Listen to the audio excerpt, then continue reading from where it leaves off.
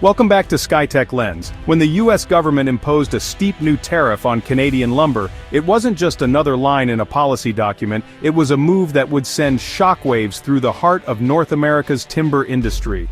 The decision, announced with much fanfare, was framed as a way to protect American jobs and industries.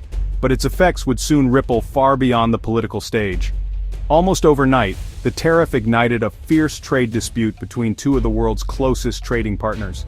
Newsrooms buzzed with breaking updates, and economic analysts scrambled to predict the fallout. The move didn't just spark another trade spat, it sent tremors through the entire timber supply chain, from forest to finished home. Timber giant Weyerhaeuser, a cornerstone of the industry, was hit especially hard. Profits nosedived as the cost of doing business soared, and the company's leadership found themselves in crisis mode, scrambling to adapt to a suddenly hostile and unpredictable market. Boardrooms filled with urgent meetings, and headlines chronicled the company's mounting losses. The impact didn't stop at the corporate level. It rippled outward, starting in the dense Canadian forests where timber is harvested, and reaching all the way to bustling American construction sites. Lumber yards saw prices spike, and construction workers faced the reality of rising material costs. For millions of Americans dreaming of home ownership, the dream slipped further out of reach as housing prices climbed higher. This wasn't just a corporate crisis, it became a high-stakes story of political maneuvering and economic warfare. Politicians on both sides of the border debated fiercely, each trying to defend their national interests while navigating the fragile balance of global trade. The tension was palpable, with every negotiation and handshake carrying the weight of thousands of jobs and billions of dollars. As the U.S. and Canada reignited their century-old lumber war, the fallout forced everyone involved, from major builders to first-time homebuyers, to rethink their plans for the future. Trade routes were redrawn, and families found themselves priced out of the market, wondering if affordable housing would ever return. So how did a single tariff upend an entire industry? And what does this mean for the future of housing, jobs, and international relations? Let's break down the real impact of the timber trade tremors, and what might come next for both sides of the border. In 2025, the U.S. reignited its long-simmering trade war with Canada, slapping a hefty 25% tariff on softwood lumber imports, on top of the already existing duties that had strained relations for years.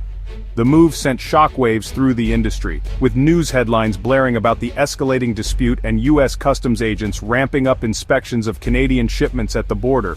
For many, it felt like history repeating itself, as the two countries have clashed over lumber for decades.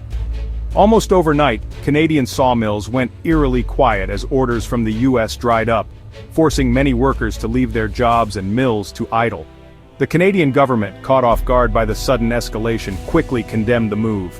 In a passionate press conference, the Prime Minister called the tariffs unjust and harmful, vowing to fight back through every legal and diplomatic channel available, including appeals to international trade organizations.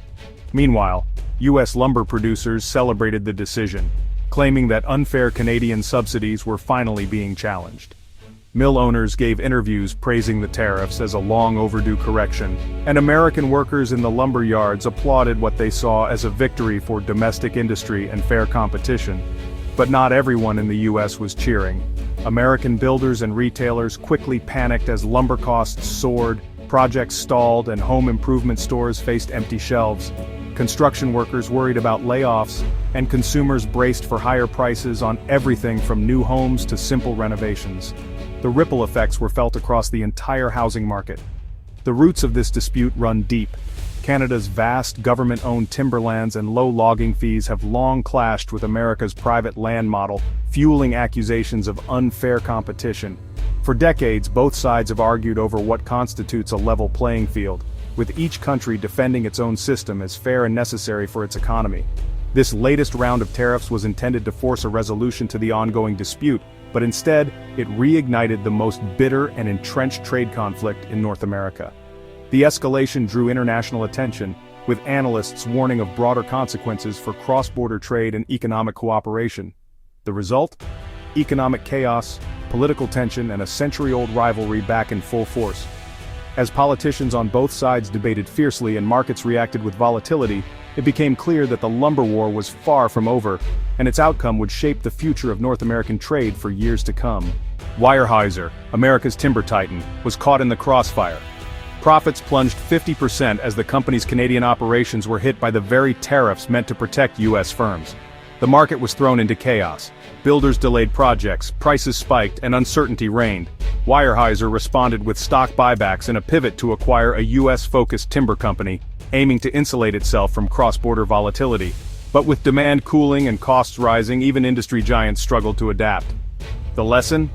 Trade wars rarely have clear winners. Sometimes even the protected get burned. The tariffs' impact hit home, literally. Lumber prices soared, adding thousands to the cost of building a new house. Builders faced a tough choice: absorb the costs or pass them to buyers, leading to delays, cancellations, and shrinking profits. The National Association of Home Builders warned that if tariffs stayed, the average new home could cost $14,000 more by 2027. As new builds slowed, demand shifted to existing homes, driving up prices and rents across the board. The result? The dream of homeownership slipped further away for millions, and the entire housing market felt the squeeze. Canada didn't just protest, it pivoted.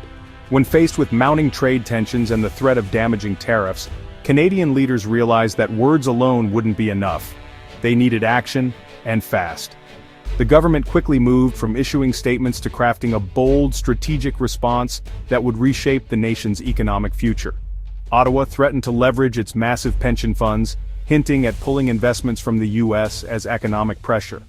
This wasn't just a symbolic gesture, it was a calculated move, signaling to Washington that Canada had powerful financial tools at its disposal and was willing to use them if necessary.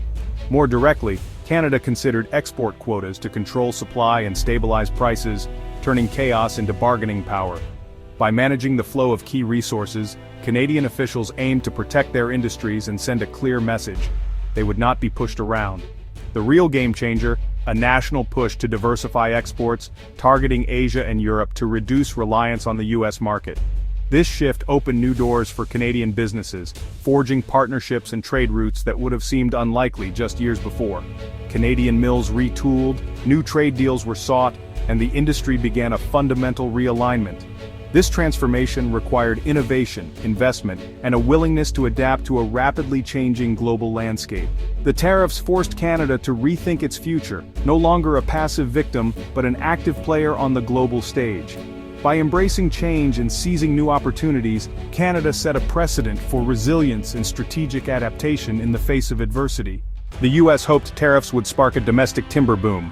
New mills were announced and optimism surged, but reality set in fast.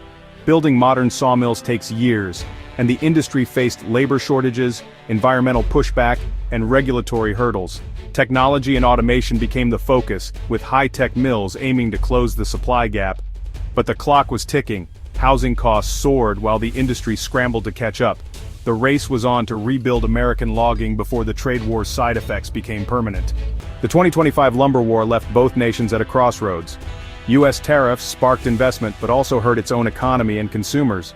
Canada, forced to diversify, began reshaping its trade future. For the timber industry, it's a fight for survival. For homebuyers, it's a battle for affordability. The core question: how do we balance protectionism, free trade, and environmental stewardship? The next moves in Washington and Ottawa will shape the continent's economy and forests for decades. The verdict? Still undecided. The timber trade's future hangs in the balance. 8. This isn't just a trade story. It's about homes, jobs, and the environment. Canada's pension threat and America's push for more logging both carry big risks. The real-world impact: a $14,000 jump in new home prices, changing life decisions for countless families. The path forward is uncertain, and every choice has consequences. Now we want to hear from you. Would higher home prices change your plans? Should forests or jobs come first? Drop your thoughts in the comments below. Let's keep the conversation going. Thanks for watching a video, and subscribe the channel Skytech-Lens for more updates. Thanks.